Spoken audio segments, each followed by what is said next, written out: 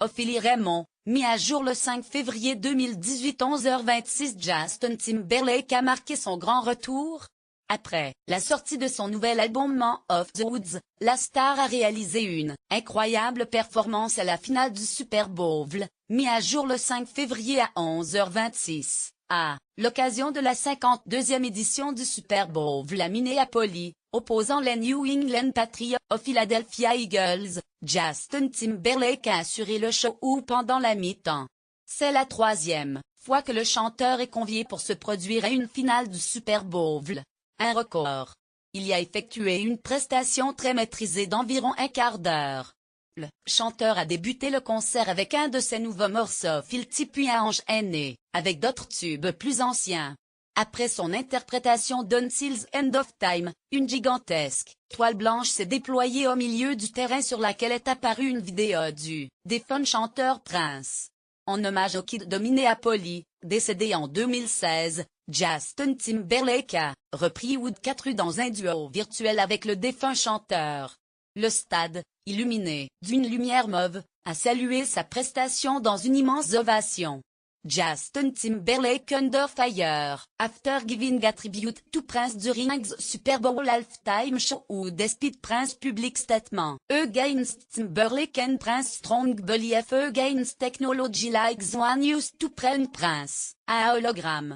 /princepic.twitter.com/the Music News Facts @Music News Facts. 5 février 2018. Écoutez son album Man of the Woods. Le nouvel album de Justin Timberlake, Man of the Woods, est sorti le 2 février.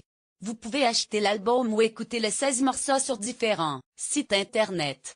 Sur YouTube, les clips de Filthy, Supply, Say Something et Man of the Woods sont déjà disponibles et peuvent être visionnés gratuitement. L'album est disponible en entier sur Deezer et Spotify, si vous avez un compte. Sinon, la lecture est limitée à 30 secondes par morceau. Sur Amazon, Man of the Woods est en vente à 13,99 € en format MP3 et 15,99 € en format CD. Il y est également possible d'écouter des extraits et d'acheter un morceau en particulier pour 1,29 €. Sur le site de la FNAC, le CD est en vente à 15,99 €.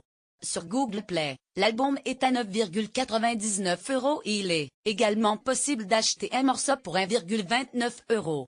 Enfin, l'album est disponible sur iTunes à 12,99 €. Annoncé le 2 janvier dernier sur YouTube, le nouvel album de Justin Timberlake s'intitule Man of the Woods et est disponible depuis le vendredi 2 février. Cette date marque le grand retour du chanteur qui n'avait pas sorti d'album depuis 2020 Experience, en 2013, qui s'était écoulé à plus de 6 millions d'exemplaires selon Purchart. Dans la vidéo teasée de son nouvel album, le chanteur annonce que Man of the Woods est un disque très personnel. Cet album est profondément inspiré par mon fils, ma femme, ma famille mais surtout, et peut-être plus que tout autre album que j'ai écrit, d'où je viens, ajoute le chanteur originaire du Tennessee. 2 jours après la sortie de son nouvel album, Justin Timberlake s'est produit à la mi-temps du Super Bowl, un match de football américain à l'aura planétaire. De quoi faire grimper rapidement les ventes de son nouvel album. Vous l'aurez compris, le chanteur ne revient pas qu'à moitié sur le devant de la scène. Une tournée pourrait suivre la sortie de son album, comme cela avait été le cas pour 2020 Experience.